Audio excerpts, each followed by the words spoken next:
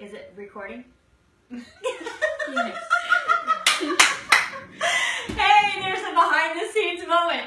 I'm Angela Sackett and I write for dancingwithmyfather.net and saletlux.com. That's SALETLUX.com. Sal et Lux stands for salt and light in Latin, and that's where I write with encouraging tips about how to use hospitality to share God's love. And you can find recipes there, do-it-yourself projects, as well as home decorating and design ideas. So I'm going to ask my cameraman, Ethan, if you'll do a quick check and just make sure that we're running live and that the tech is working well. Good. And I'm so glad we could give you a vulnerable behind-the-scenes moment. So that's how it is. Okay, today we are talking, and it's a we after much convincing, about connecting with people in different seasons of life. And those of you that know me in real life know I'm a big mush ball, and I may get teary-eyed because today I have my mom and my little girl, Anna, with me, who's not such a little girl. But we're very fortunate to have 3 generations, and so I pleaded, begged, asked, maybe even bribed them to come join me. Just because I have been very spoiled to experience some really neat blessings in our family and with women in different generations. And I thought it might be neat for you to hear from them a little bit too. So, Mom, would you just take a second and maybe share just a little bit about our story of when I became your daughter and moved in with you? And Well, I got to play mom when Angela turned 15. And I had not been a parent. I had not had children, so I just knew Angela was in our lives, and it was long distance for many years. And then the opportunity, God opened the door to have her come for a long visit, and it all clicked. And before I knew it, she was moving in with us at the age of 15. Now, a lot of people I talk to would say, oh, my lands, that had to be horrible. 15 years old, but you know, Angela came with such a spirit of cooperation and wanting to please, and she knew the Lord in her heart, so she was seeking something better for her life, and she was willing to give us a try. So I got to be mom at that age, and pretty much, even though I knew I would never be her mother because I was never going to try to take that place, I wanted to be a special person in her life and available to her so that if she needed me for anything, I would be available. So pretty much I gave up my job, I think, for a year, and then maybe went back part-time for the second year as we became a family, and felt like that was our strongest, our highest calling, was to be a married couple and be a family and learn what that would look like for Angela in your life. So had a ball, you know. I love that age. Now, granted, I haven't had the little ones, but I love teenagers because they're open, they're honest, and they expect you to be open and honest too. And so it was a good time to have good conversation. awesome. And I don't. Did I answer your question? Yeah, you did. Way better than I could have hoped. And one of the things that Mom mentioned that I actually didn't know until years after I was grown and married is that she did give up not just her job for a period of time, but also ministry opportunities that she had in the local church. And that was on purpose because she felt a desire to build genuine relationship with me. And that's one of the things that I had written down, is that when we connect with people who are in a different season of life, that it requires sacrifice sometimes, and it requires time commitment. It does. It takes the time, I think, to try to have continued my life the way it was and just try to pigeonhole you in. My spare time would not have been the relationship building factor that we needed. And that's what I miss most with my Anna, my granddaughter, because we live so far away from each other and we just don't have that time, like you were mentioning, to really get our relationship farther down the road as we would like it to be, I think. Do you, if it's okay to ask this, do you feel like your grandparents pursue relationship and interaction, and is there an example you can think of how they've done that with you? I'm thinking about Poppy's dinner table questions. Maybe when we are together, they make an effort to learn more about us, even though we don't get a lot of time together. But when we are together, it's intentional and asking questions. And Sometimes silly, isn't yeah. it? It's like, really, you're asking me that question? Yeah. It's interesting because that idea of asking questions, I think sometimes we feel like when we are out of our element, when we're with somebody who's in a different season of life, or maybe their family looks different from ours, or their race is different, or their jobs are different, or whatever it is, it's I think we can get intimidated. We can feel like we're supposed to have the answers, or we're supposed to know things. And I had an experience recently. I have a good friend that I've made long distance who is in many ways in the same season of life as I am. She has teenagers that she's raising, and she's a Christian, and so she's seeking to raise them to honor the Lord. But she's also a single mom, and so in a lot of ways she has a lot of struggles that are very different from mine. She has a lot of responsibilities that she carries that are very different from mine. And we invited her over for dinner because she has one child out of the country, and she has one who is at camp. And so she came and had dinner at our house. And something that just really blessed me is that she made a point at the table that night to ask questions of each one of my family members. And they were, not just wiggle out yes or no questions, but she really was seeking to get to know their hearts. And it was such a blessing for me because now, and even before, I know that she values my whole life, my whole family.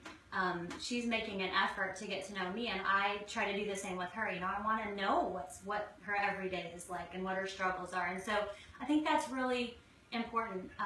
Speaking of questions, if you're watching live, or even if you're watching later and you have questions for us, please put them in the comments below, and if we can see it while we're live, we'll definitely answer those. Or if you have input, things that you've experienced or tips that you have to share, I really want to hear them. I know everyone else does too, so feel free to share. And it's also a good time to mention, if you like what you see, please click like on the page, on the Salt at Lux page, and feel free to share it with friends as well on your page. We're so thankful. So I had another, just a thought, and that is one way that we can connect with people who are in a different season of life from us is sharing mutual interests with them. And Mom, you had shared a story with me about something that happened when you were a little girl that kind of played into that.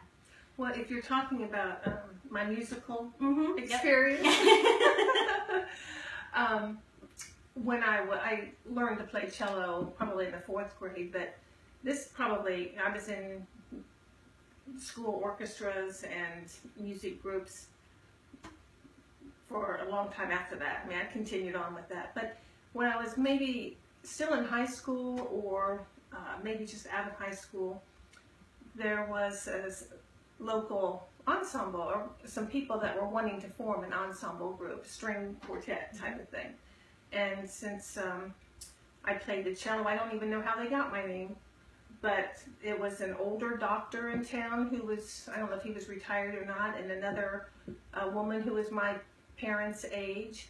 She was playing the viola, I think, and then I was playing the cello, and they asked me to play, and I felt so young and inexperienced, and here they're wanting us to tour around and play for special events and whatnot, but they didn't care. I mean, they embraced me and included me. I never felt belittled because I was younger, or maybe I was less experienced on my cello than maybe they wanted, but so that was pretty big in my life, that I felt validated just because they were older and wanting to include me in that. That's awesome. And it was a good experience. Now, though I don't play anymore, I would like to do that with younger people. Yeah. But right now they probably wouldn't want me to play with them either. I haven't played for a while. Well, there is a skill that you taught this week while you've been visiting to the younger generation.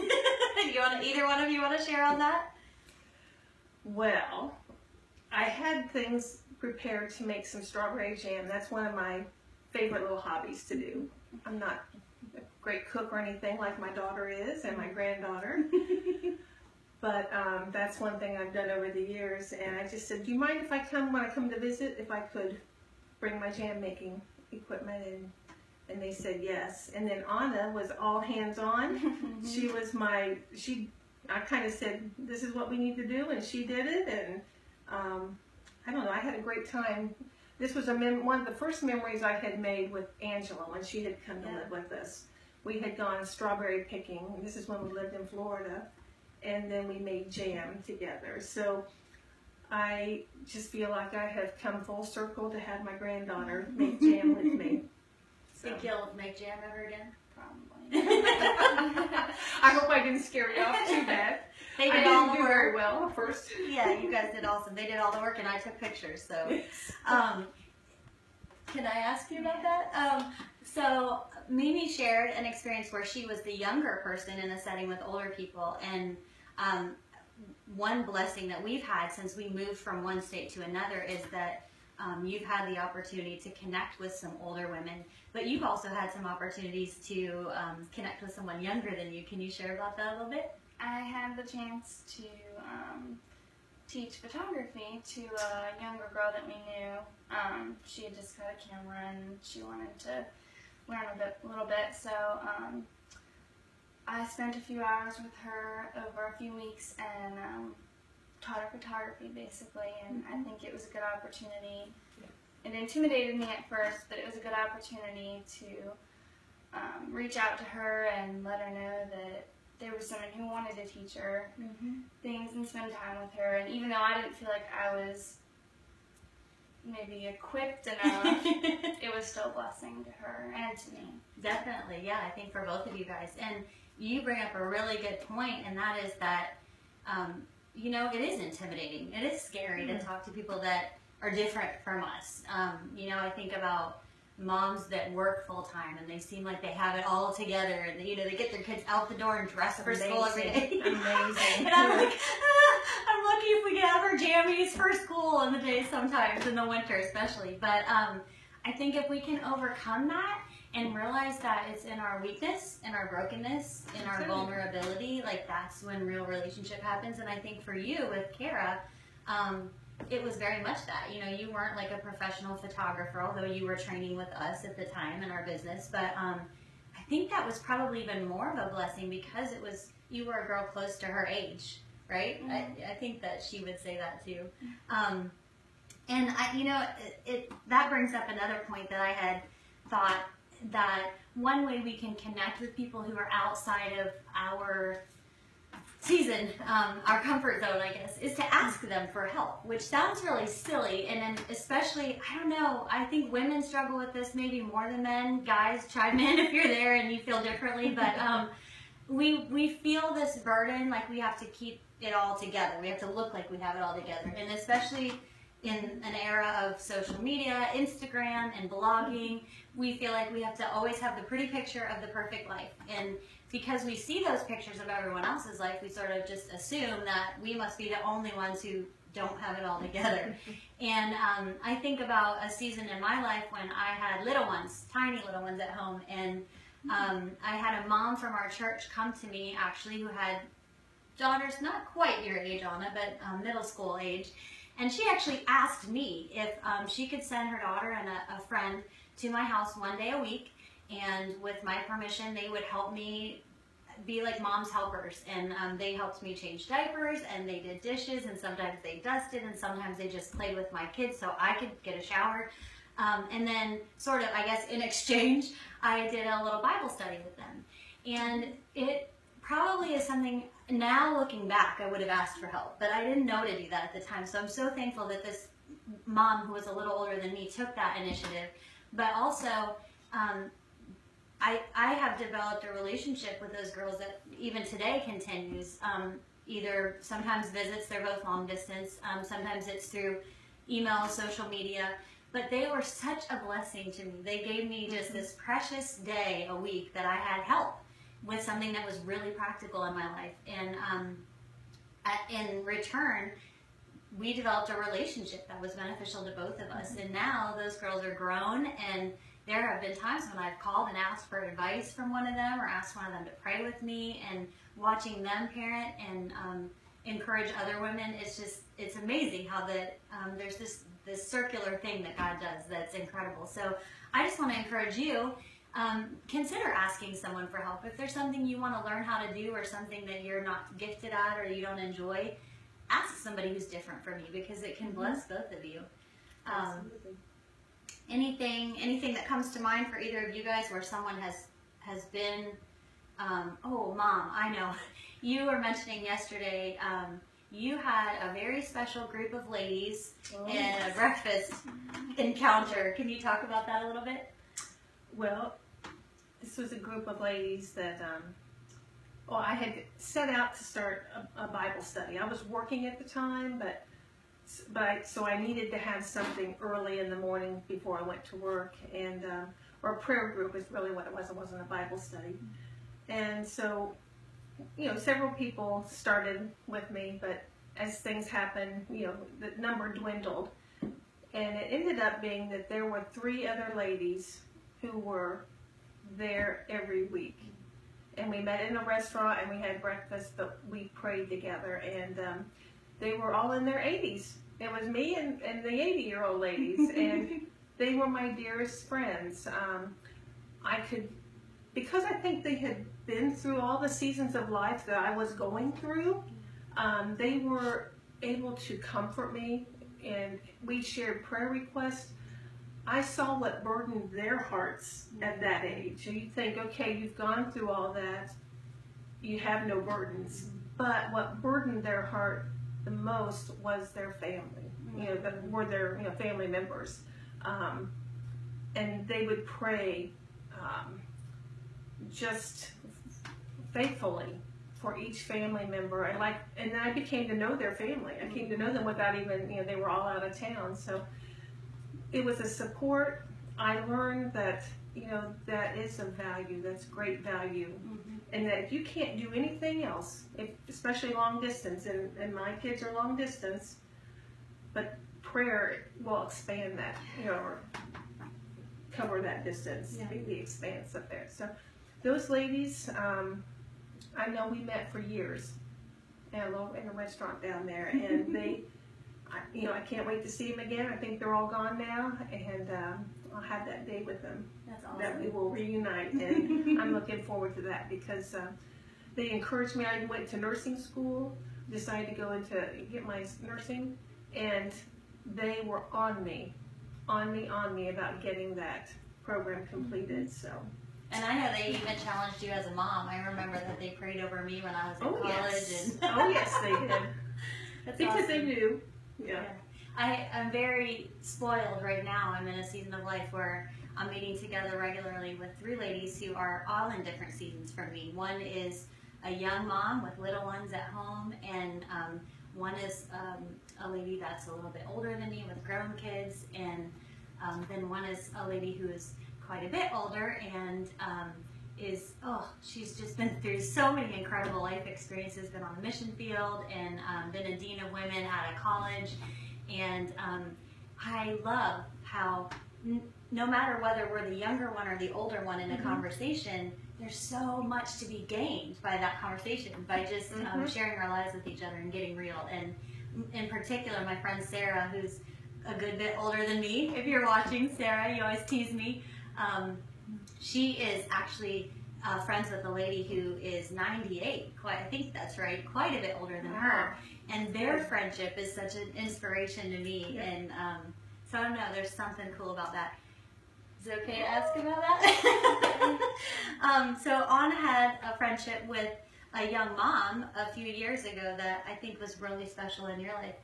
You want to talk about it for a minute? She tutored me, basically tutored me a little bit, but she had younger kids, and she had them around, and I got to see how she parented them, and it was a good example, and she invited me and basically into getting to see how that worked, and it was Incredible. And she taught you a skill, started teaching you a skill. Sign language. Yeah. One of her Okay.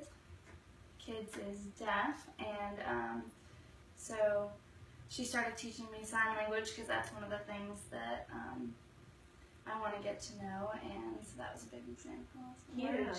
Wow. And I think Anna, that was a real blessing for her that you as a young woman wanted to connect with her daughter in that way too. So I think, again, it's this cool thing of how it circles back around. I love that.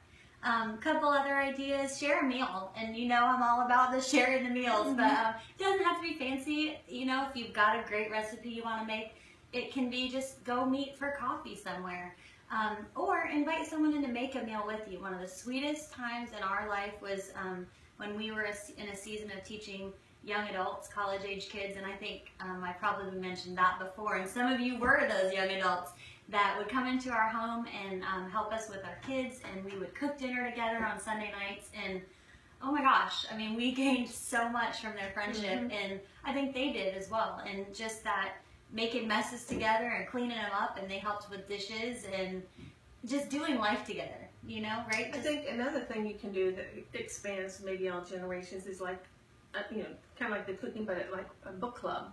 Yeah, oh Find yeah. a book that you can all enjoy and then get together and discuss it afterward. Get those multi-generational experiences back or views back, you know, because everyone's looking at it through a different lens. That's awesome. So Yeah, that's I love a that. different way. If you're watching live and you have ideas that you want to share or questions for us, please feel free to ask them. We're getting close to wrapping up, but I'm so thankful that you're here today to join my mom and my daughter and I. Just a couple more things that I was thinking I would share. One is just, again, encourage you to just be real. Be who you are, because it's the differences that bring something special to the table, that give us gifts that we share with each other. And also be vulnerable. Don't be afraid to say, I need this, or I don't know the answer to that. Let's look it up together, because that's when we grow, right? And that's when real relationships happen. I think about Anna, and I'll share this for you. She has a sweet best friend who moved to another state when we moved from one state to another, total opposite directions. And they have, even over the distance, continued to be vulnerable with each other and real, and they ask each other hard questions. And as a mama in another generation, I have been blessed by that friendship. I get such joy from it, and I learn, and I'm encouraged to be real with my girlfriends too. So there's a passage in scripture that talks about, and I'll put it in the comments below because I should know the reference, but it's Timothy, I think. And he talks about not letting anyone look down on you because you're young, but setting an example for the believers. And I think that's so important. If you're young and you are maybe a little intimidated about getting to know someone who's older than you, or you're a stay-at-home mom and you'd like to connect with somebody who's working, but you don't know how to do that, don't let anybody look down on you, especially yourself. Don't be intimidated, but be bold and be brave, because you both benefit from it. And Don't feel unworthy. yeah. I think some people can let that stop them. Or why would they want to use what little valuable time they have with me on something? And maybe that's just what they're looking for too. Yeah, and I'm going to tell a tale on you. I'll probably get in trouble later. But when I asked Mom if she would come and be here today, she said, I don't have all the answers. I don't have any answers. But that's like that vulnerability, that honesty, that humility is what is precious to me. See, I'm going to cry. That's precious. That's what builds genuine relationship. And I guess the last thing I want to close with is, if you are someone who is in a relationship with God and you know Him personally, the best thing that we can do is always point to Him for the answers. And if you don't know Him, hey, message me and we'll talk. But it's okay to admit we don't have all the answers, being who we are. And it's also, I'm sure you have stories, but if you don't, then hopefully we've encouraged you today. Yes, they do. That it's a huge blessing to connect with people who are in a different place from you in life, and you'll gain from it and you'll give, even though you might not realize it. So I'll close with one quick story. I had a moment of just being super intimidated this summer there was a young mom that I know that she has an incredible job this summer of encouraging young adult girls. And I've watched her in that job, and I thought, oh, she's doing such a good job. I just want to respect her and her space and give her space. And about a week ago, I just had such a prompting in my heart to reach out to her and ask if she wanted to pray together and meet.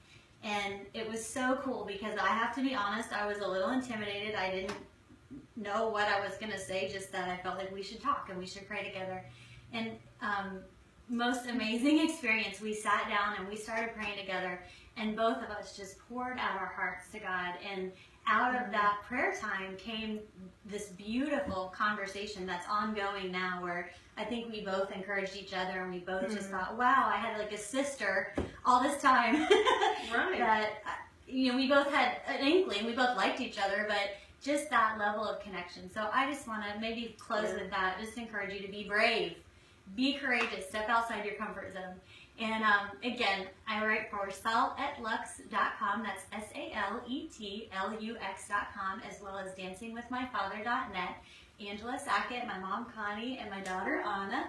And if you like what you see, please click like on the Salt at Lux page, as well as share what you've seen today. Thanks so much. Have a good day. Bye.